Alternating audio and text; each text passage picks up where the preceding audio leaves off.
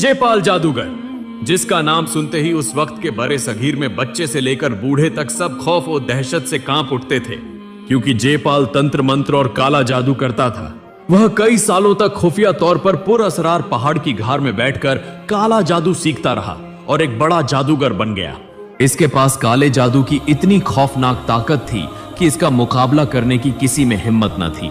उस जमाने में बड़े सगीर की सरजमीन पर इस्लाम का नूर अभी नहीं पहुंचा था। लोग जाहिल थे और अंधी अकीदत में डूबे हुए थे। कोई पत्थर के बुत को खुदा समझता, कोई आग को और कोई दरख्त को। खास तौर पर राजस्थान के मशहूर आना सागर के इर्द गिर्द सैकड़ों बुत मौजूद थे और रोजाना बुत परस्ती जारी रहती।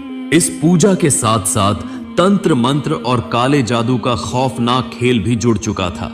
राजा पृथ्वीराज निहायत सख्ती से अपनी रियासत चलाता था और उसके दौरे हुकूमत में मजहबी रसूमात से हटने की कोई गुंजाइश न थी। इधर ख्वाजा मोइनुद्दीन चिश्ती राजस्थान के अजमेर की सरजमीन पर कदम रख चुके थे। वह कुरान का नूर फैलाने के लिए तशरीफ लाए थे। एक दिन जब राजा पृथ्वीराज पूजा शुरू करने वाला था तो दूर तारागढ़ पहाड़ की जानिब से मधुर अजान की आवाज आने लगी। यह आवाज सुनकर वह चौंक उठा। ऐसी आवाज, ऐसा सुर उसने पहले कभी न सुना था। यह न कोई शंख की आवाज थी, न मंत्र। राजा ठिठक कर रुक गया और सख्त गुस्से में बोला, यह आवाज कहां से आ रही है? मेरी पूजा में खलल डाला जा रहा है। यह आवाज तो बुद्ध के जिस्म से भी टकरा रही है। फौरन जाओ और तारागढ़ पहाड़ जाकर देखो, यह आवाज कहां से आ रही है और कौन है जिसने हमारी पूजा में मदाखलत की है। राजा के हुक्म पर चंद सिपाही गिरोह की सूरत में तारागढ़ की तरफ रवाना हुए। वहां जाकर देखा कि एक दरवेश चंद साथियों के साथ खड़े हैं। एक सिपाही आगे बढ़ा और बोला, आप कौन हैं और हमारी पूजा में रुकावट क्यों डाल रहे हैं? हमारे पूजा के वक्त आप ऐसी आवाज क्यों निकालते हैं जो हमारे राजा को बर्दाश्त नहीं? ख्वाजा मोइनुद्दीन चिश्ती ने निहायत नरम लहजे में फरमाया, मेरा नाम मोइनुद्दीन चिश्ती है। मैं अल्लाह का बंदा हूँ। अल्लाह के हुक्म और रसूल के फरमान पर यहाँ आया हूँ। ऐ मेरे अजीज भाइयों, तुम तो हम परस्ती में फंसे हुए हो। एक अल्लाह के सिवा कोई माबूद नहीं और मोहम्मद उसके आखिरी रसूल हैं। मैं तो इसी अजीम अल्लाह के हुक्म की तामील कर रहा हूँ। तुम्हें तो कोई तकलीफ नहीं होनी चाहिए। यह बुत तुम्हें कोई फायदा नहीं दे सकते। अब भी वक्त है कि बुत परस्ती छोड़कर एक अल्लाह की इबादत इख्तियार कर लो। यह सुनकर सिपाहियों ने कहा, देखो आप यहां से चले जाओ, वरना अगर हमारे राजा को पता चल गया तो आपको बहुत नुकसान पहुंचेगा। यह कहकर सिपाही वापस राजा के दरबार में आए और सारी बात बता दी। यह सुनकर राजा पृथ्वीराज सख्त गजबनाक हुआ। उसके दिल में एक ही बात थी कि किसी तरह इस फकीर को यहां से निकाल देना चाहिए, वरना हमारा हिंदू धर्म खत्म हो जाएगा। मगर वह कुछ बोला नहीं और खामोश रहा। अगले दिन राजा पृथ्वीराज ने एक बहुत बड़ी पूजा का इंतजाम किया। दूसरी तरफ ख्वाजा मोइनुद्दीन चिश्ती लोगों में जाकर इस्लाम की दावत दे रहे थे। इधर जयपाल जादूगर अपने तंत्र मंत्र और काले जादू की इबादत में मशगूल था। पूजा शुरू होने ही वाली थी कि फिर दूर से वही मधुर अजान की आवाज आने लगी। यह सुनकर राजा गुस्से से लाल हो गया और बोला, किसकी यह जुर्रत है कि बार बार हमारी पूजा के वक्त खलल डाल रहा है? जाओ उस फकीर को पकड़ कर लाओ। राजा के हुक्म पर फिर चंद सिपाही तेजी से तारागढ़ की तरफ रवाना हुए। वहां पहुंचे तो देखा कि वही दरवेश यानी ख्वाजा मोइनुद्दीन चिश्ती नमाज की हालत में है। असल में वह नहीं जानते थे कि वह क्या कर रहे हैं, इसलिए वह आगे बढ़ने लगे। ख्वाजा मोइनुद्दीन चिश्ती ने सलाम फेरा और दूर से कहा, आगे मत आओ, वहीं रुक जाओ। लेकिन उन्होंने न सुनी, क्योंकि वह अपने राजा का हुक्म बजा ला रहे थे। जब वह करीब आए ताकि उन्हें गिरफ्तार कर सकें, तो ख्वाजा मोइनुद्दीन चिश्ती ने एक मुट्ठी मिट्टी ली, बिस्मिल्लाहिर्रहमानिर्रहीम कहा और उनकी तरफ फेंक दी। यह होते ही एक मौजिजा रूनुमा हुआ। उनमें से कोई बहरा हो गया, कोई अंधा और कोई चीखने लगा। यह देखकर सब के सब भाग खड़े हुए। यह खबर फौरन राज दरबार तक पहुंच गई। राजा पृथ्वीराज सख्त गुस्से में आ गया और कहने लगा, किसकी यह जुर्रत है कि हमारा मुकाबला करे? किसी भी तरह उसे गिरफ्तार करना होगा। तब वजीर ने कहा, राजा महाराज, इसकी ताकत देखकर लगता है कि वो कोई आम आदमी नहीं है, वो एक जादूगर है, वरना एक मुट्ठी मिट्टी से इंसान को अंधा और बहरा कैसे कर सकता है? उसे शिकस्त देने के लिए हमें कोई दूसरा तरीका अपनाना होगा। वो दरवेश हमारा शदीद दुश्मन है। वो हमारे धर्म को छोटा करना चाहता है और उसे मिटाना चाहता है। तब राजा पृथ्वीराज ने पूछा, वजीर महाराज, फिर क्या करना चाहिए? वजीर ने कहा, राजा महाराज, उसका मुकाबला करने के लिए जयपाल जादूगर की जरूरत है। सिर्फ वही उसे हरा सकता है। इसके बाद राजा पृथ्वीराज ने चंद सिपाहियों से कहा, जाओ जयपाल जादूगर से कहो कि राजा ने उसे तलब किया है। ये हुक्म मिलते ही सिपाही जयपाल जादूगर के पास रवाना हुए। उधर जयपाल जादूगर अपने काले जादू और तंत्र मंत्र की मदद से उड़ता फिर रहा था। उसने अपने जादू के जरिए ऐसी ताकत हासिल कर ली थी। जब राजा के सिपाही जयपाल जादूगर के पास पहुंचे तो देखा कि वो अपने तंत्र मंत्र और काले जादू में गहरे ध्यान में है। कुछ देर बाद जयपाल जादूगर ने कहा, क्या बात है, तुम यहां क्यों आए हो? सिपाहियों ने कहा, महाशय, आपको राजा ने बुलाया है। जयपाल जादूगर ने कहा, ठीक है, फिक्र न करो, मैं अभी चलता हूं। फिर जयपाल जादूगर अपने जादू के जोर पर राज दरबार की तरफ रवाना हुआ और सिपाही उसके पीछे पीछे चलने लगे। दरबार में पहुंचकर जयपाल जादूगर ने कहा, राजा महाराज, आपने मुझे क्यों बुलाया? राजा पृथ्वीराज ने कहा, जयपाल, हम बहुत बड़ी मुसीबत में हैं। न जाने कहां से एक जादूगर आया है जो हमें बार बार नुकसान पहुंचा रहा है और हिंदू धर्म को जलील कर रहा है। वो कहता है कि हिंदू धर्म तो हम परस्ती है और ये मूर्तियां हमें कुछ नहीं दे सकती। क्या तुम ये बर्दाश्त कर सकते हो? क्या तुम चाहते हो कि बड़े सगीर से हिंदू धर्म मिट जाए? क्या तुम चाहते हो कि कोई तुम्हें शिकस्त दे? ये सुनते ही जयपाल जादूगर सख्त गुस्से में आ गया और बोला, मुझसे बड़ा जादूगर इस भारत में कोई नहीं है। मुझे हराएगा वो कौन है और भारत से हिंदू धर्म मिटा देगा? इतनी जुर्रत किसकी है? राजा महाराज, आप फिक्र न करें, मैं उसका मुकाबला करूंगा, उसे खत्म कर दूंगा। ये बात खत्म होते ही जयपाल जादूगर ख्वाजा मोइनुद्दीन चिश्ती को तलाश करने निकला।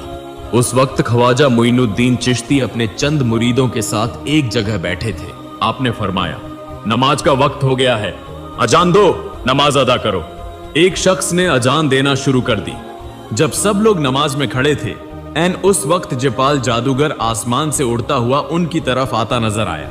ये देखकर एक शख्स ने कहा, हुजूर, ये जादूगर तो हमें नुकसान पहुंचाएगा। सुना है इसके जादू की बड़ी ताकत है। ख्वाजा मोइनुद्दीन चिश्ती ने फरमाया, तुम फिक्र न करो, अल्लाह हमारी हिफाजत करेगा। अब अल्लाह का हुक्म पूरा करो, नमाज अदा करो। ये कहकर आपने नमाज शुरू की। दूसरी तरफ जयपाल जादूगर ने दूर से देखा कि चंद अजनबी लोग कोई इबादत या साधना कर रहे हैं, लेकिन वो समझ न सका कि वो क्या कर रहे हैं। वो जरा करीब आया तो समझ गया कि ये वही दरवेश है जिसका जिक्र राजा ने किया था। ये देखकर वो इंतकाम की आग में जल उठा, लेकिन उसने गौर किया कि वो लोग उसकी तरफ देख भी नहीं रहे, बल्कि यकसुई से इबादत में मशगूल हैं। उसने दिल में कहा, यही मौका है, अभी इनका खात्मा कर देना चाहिए।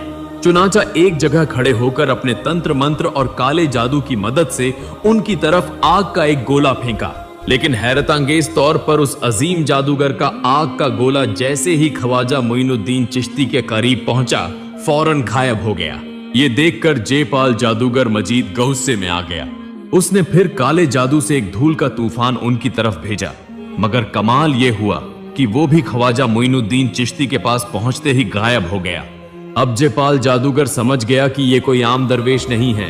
तब उसने अपनी सारी ताकत लगाकर एक जहरीला काला जादू किया और बेशुमार अजदहे छोड़ दिए, मगर सुभान अल्लाह, अल्लाह के करम से वो सब सांप भी उनके करीब आते ही एक एक करके खत्म हो गए।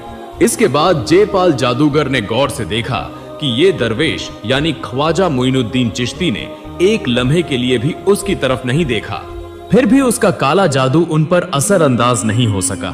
तब उसने चालाकी की और दिल में कहा, सामने से नहीं, पीछे से वार करना होगा। फिर वो पीछे की तरफ जाकर तारागढ़ पहाड़ की बिल्कुल छोटी से अपने काले जादू के जोर पर एक बहुत बड़ा खौफनाक पत्थर उठाकर ख्वाजा मोइनुद्दीन चिश्ती की तरफ फेंक दिया। उसी लम्हे ख्वाजा मोइनुद्दीन चिश्ती ने नमाज खत्म करके सलाम फेरा और देखा कि पहाड़ से एक खौफनाक बड़ा पत्थर तेजी से उनकी तरफ आ रहा है। तब ख्वाजा मोइनुद्दीन चिश्ती ने सिर्फ आसमान की तरफ देखकर कहा, ए पत्थर, अगर तू अल्लाह की तरफ से आया है तो आ और मुझे कुचल कर मार डाल, लेकिन अगर तू शैतान की तरफ से आया है तो अल्लाह के हुक्म से वहीं रुक जा। ये बात कहते ही अल्लाह के हुक्म से पत्थर की जुबान खुल गई। पत्थर कहने लगा, या ख्वाजा गरीब नवाज, मैं शैतान की तरफ से आया हूं, मुझे माफ कर दो, मुझे बचा लो। तब ख्वाजा मोइनुद्दीन चिश्ती ने उस पत्थर की तरफ 2 उंगलियों से इशारा किया और फौरन ही पत्थर वहीं रुक गया। तब से आज तक वो पत्थर तारागढ़ पहाड़ पर खड़ा है और तारीख का गवाह है। ये अल्लाह की कुदरत और ख्वाजा मोइनुद्दीन चिश्ती का मौजिजा था। जयपाल जादूगर ने जब अपनी आंखों से यह मंजर देखा तो हैरान व शशदर रह गया। उसे यकीन हो गया कि उसका मुकाबला करने की ताकत किसी में नहीं। अब वो खौफ के मारे भागने लगा। तब ख्वाजा मोइनुद्दीन चिश्ती ने अपनी जूतियों से कहा, जाओ उसे यहां ले आओ। फिर वो जूतियां हवा में उड़ती हुई गईं और जयपाल जादूगर को घेर लिया। वो किसी तरफ भी न जा सका। आखिरकार जयपाल जादूगर ख्वाजा मोइनुद्दीन चिश्ती के पास आकर कहने लगा, मुझे माफ कर दो, मैं नहीं जानता था आप कौन हैं। आज तक मुझे कोई नहीं हरा सका, मगर आज मैं आपके सामने शिकस्त तस्लीम करता हूं। जयपाल जादूगर ने इतनी आजिजी और मिन्नत समाजत से माफी मांगी कि ख्वाजा मोइनुद्दीन चिश्ती ने उसे माफ कर दिया। तब जयपाल जादूगर ने कहा, आप कौन हैं इतने रहमदिल? मैं आपको कत्ल करना चाहता था, इसके बावजूद आपने माफ कर दिया। ख्वाजा मोइनुद्दीन चिश्ती ने फरमाया, खुद अल्लाह रब्बुल आलमीन बेहद रहम फरमाने वाला है और हमारे प्यारे रसूल मोहम्मद भी रहीम हैं। मैं तो अल्लाह का बंदा और रसूल का पैरोकार हूं, तो फिर मैं क्यों माफ न करूं? जयपाल, अल्लाह के रास्ते पर आ जाओ। अल्लाह के सिवा कोई माबूद नहीं, वो यकता और बेशरीक है। जयपाल, तुम जो पूजा करते हो ये तो हम परस्ती है। पूजा छोड़कर एक अल्लाह की इबादत करो। तब जयपाल जादूगर ने कहा, हजूर, आज से मैं आपका मुरीद हूं, मुझे कलिमा पढ़ाकर मुसलमान कर दे। जब तक मैं जिंदा रहूंगा एक अल्लाह की इबादत करूंगा, जादू टोना और तंत्र मंत्र सब छोड़ दूंगा और अल्लाह और आपके बताए हुए रास्ते पर चलूंगा। फिर जादूगर ने इस्लाम कबूल कर लिया। तारीख के सफहात में लिखा है कि बाद में जयपाल जादूगर ने अपना नाम बदलकर अब्दुल्लाह रिया बानी रख लिया। कहा जाता है कि बाद में वो एक वली के तौर पर मशहूर हुए। फिर अगले ही दिन सारा हिंदुस्तान ये खबर सुनकर हैरान रह गया कि भारत का सबसे बड़ा जादूगर जयपाल ने इस्लाम कबूल कर लिया है और वो ख्वाजा मोइनुद्दीन चिश्ती का मुरीद बन गया है। लोग एक के बाद एक ख्वाजा मोइनुद्दीन चिश्ती के पास आने लगे। इसी दौरान एक सिपाही राजा पृथ्वीराज के पास आकर बोला, राजा महाराज, क़यामत हो गई। राजा ने पूछा, क्या हुआ? सिपाही ने कहा, राजा महाराज, जयपाल जादूगर उस फकीर के सामने हार मान चुका है। उसने खुद हिंदू धर्म छोड़कर इस्लाम इख्तियार कर लिया है। यह सुनकर राजा पृथ्वीराज ने कहा, अगर यह दरवेश सच्चा है तो उसे साबित करना होगा। हम उसे अपनी आंखों से देखेंगे। जाओ, हमारे मुल्क के सबसे बड़े पुजारी को बुला लाओ, उसके सामने उस दरवेश का इम्तिहान होगा। और जाओ, उस दरवेश को भी खबर दो। उस वक्त के हिंदुस्तान की गली कूचों में हिंदू भक्तों का शोर, हर तरफ घुंघरू, शंख और मंत्र की आवाजों के सिवा कुछ न था। शहर के बीचों बीच एक हिंदू पुजारी रहता था जो इतना मशहूर था कि दूर दूर से लोग उसकी पूजा लेने आते थे। वो निहायत अकीदत और लगन से बुद्ध पूजा करता था और यकीन रखता था कि मूरत ही ईश्वर है। एक दिन वो पूजा करने के लिए मंदिर जा रहा था कि रास्ते में उसने चंद लोगों को खड़े सरगोशियां करते देखा। वो रुक गया और उनके पास जाकर बोला, क्या तुम्हें पता नहीं कि पूजा का वक्त हो गया है? सब मंदिर जाने के बजाय यहाँ क्या कर रहे हो? इस वक्त एक शख्स ने कहा, पुजारी महाराज, क्या आपने कुछ सुना नहीं? पुजारी ने कहा, क्या बात है, बताओ तो। उन्होंने कहा, सुना है कि अजमेर में न जाने कहां से एक दरवेश आए हैं जिनके पास ऐसी ताकत है कि भारत का सबसे बड़ा जादूगर जयपाल भी उनके सामने हार गया है। वो कहते हैं कि अल्लाह एक है और उसके हुक्म से पत्थर भी बोल उठते हैं। ये सुनकर कई लोग इस्लाम कबूल कर रहे हैं। पुजारी ये सुनकर सख्त गुस्से में आ गया और बोला, ये कभी बर्दाश्त नहीं किया जा सकता। सदियों से भारत के लोग बुद्ध पूजा करते आ रहे हैं और अब ये सब झूठ करार दिया जा रहा है। फौरन ये खबर राजा पृथ्वीराज के कानों तक पहुंचानी होगी। ये कहकर वो मंदिर की तरफ रवाना हो गया, मगर राजा तक पहुंचने से पहले ही राजा की फौज उस पुजारी के पास आ गई और बोली, पुजारी महाराज, राजा ने आपको फौरन तलब किया है, बहुत अहम मामले पर बात करनी है। फिर उस पुजारी ने देर न की और फौरन राज दरबार में हाजिर हो गया। राज सिंहासन पर राजा पृथ्वीराज बैठा था और चारों तरफ सिपह सालार, वुजरा और मशहूर पंडित मौजूद थे। उस वक्त राजा पृथ्वीराज ने कहा, पुजारी महाराज, हमारा धर्म अब खतरे में है। एक दरवेश शहर में आकर कह रहा है कि बुद्ध झूठ है, अल्लाह सच्चा है। उसने ऐसा मौजिजा दिखाया है कि जयपाल जादूगर भी उसके सामने झुक गया है। आप हमारा फख्र हैं और सिर्फ आप ही हमारे धर्म और इज्जत को बचा सकते हैं। तब पुजारी ने कहा, राजा महाराज, ये बेइज्जती मैं बर्दाश्त नहीं करूंगा। अगर वो फकीर वाकई कुछ जानता है तो वो बुद्ध को बोलकर दिखाए, हम देख लेंगे किसका देवता सच्चा है। राजा ने कहा, ऐसा ही हो, हम उसे इम्तिहान के लिए बुलाएंगे। अगर वो कामयाब हुआ तो हम मान लेंगे, वरना उसे शहर से निकाल दिया जाएगा। फिर राजा पृथ्वीराज का एक सिपाही ख्वाजा मोइनुद्दीन चिश्ती के पास आया और बोला, आप बड़े जादूगर हैं ना? आप कहते हैं कि बुद्ध हमारे किसी काम नहीं आ सकते, तो आपको इम्तिहान देना होगा। हमारे पुजारी और राजा महाराज ने आपको बुलाया है। अगर आप ये इम्तिहान पास कर लें तो हम मान लेंगे कि आपकी बात सच है। तब ख्वाजा मोइनुद्दीन चिश्ती ने फरमाया, ठीक है, मैं ये इम्तिहान देने को तैयार हूं। जाकर अपने राजा से कहो कि तैयारी करे।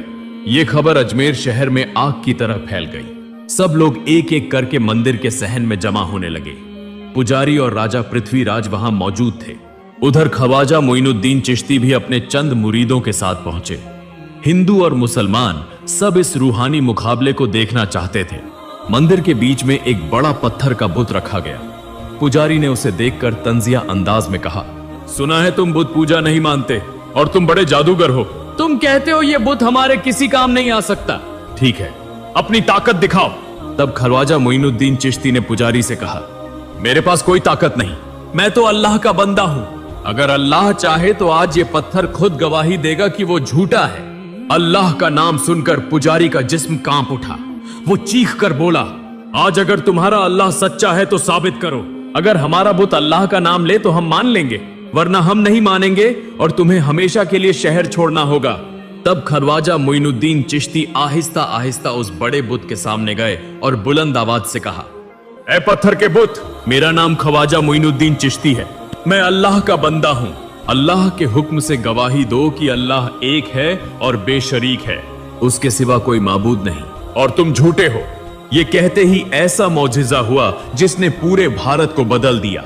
पलक झपकते ही आसमान पर कड़क की आवाज आई, जमीन लर्ज उठी और वो बड़ा पत्थर का बुत बोल उठा, अल्लाह एक है और बेशरीक है। अल्लाह ही इस जहान का पालन करने वाला है और अल्लाह के सिवा कोई माबूद नहीं। ये कहते ही वो बुत खुद ब खुद टूट कर गिर गया। ऐसा मौजिजा अपनी आंखों से देखकर वहां मौजूद सब हिंदू हैरत में रह गए और ख्वाजा मोइनुद्दीन चिश्ती को देखने लगे। कोई कुछ न बोल सका। एक शख्स ने पुकार कर कहा, या ख्वाजा, आप सच्चाई का चिराग लेकर आए हैं, हमारी आंखें खुल गई हैं। दूसरे ने बेख्तियार कहा, या ख्वाजा मोइनुद्दीन चिश्ती, आज से हमारी आंखें खुल गई। अल्लाह सच्चा है, अल्लाह के सिवा कोई माबूद नहीं, हमें इस्लाम कबूल करा दें। यूं उस दिन एक के बाद एक लोग कलिमा पढ़कर मुसलमान हुए। मुहतरम नाज़रीन, ये तमाम वाकयात अनीसुल अरवाह और सीरुल अख्ताब नामी किताब में दर्ज हैं, जो फारसी जबान की कदीम तरीन सवानिह उमरियों में से एक है और जिसे ख्वाजा बाबा के एक करीबी मुरिद ने तहरीर किया था। मुहतरम नाज़रीन, ख्वाजा मोइनुद्दीन चिश्ती ऐसे अल्लाह के वली थे जिन्होंने कभी खुद को बड़ा नहीं समझा, बल्कि हमेशा अपने आप को गरीब, आजिज और अल्लाह का एक छोटा सा बंदा समझा। और यही आजिजी, यही मोहब्बत उन्हें हिंदुस्तान का एक अजीम इंसान बना गई।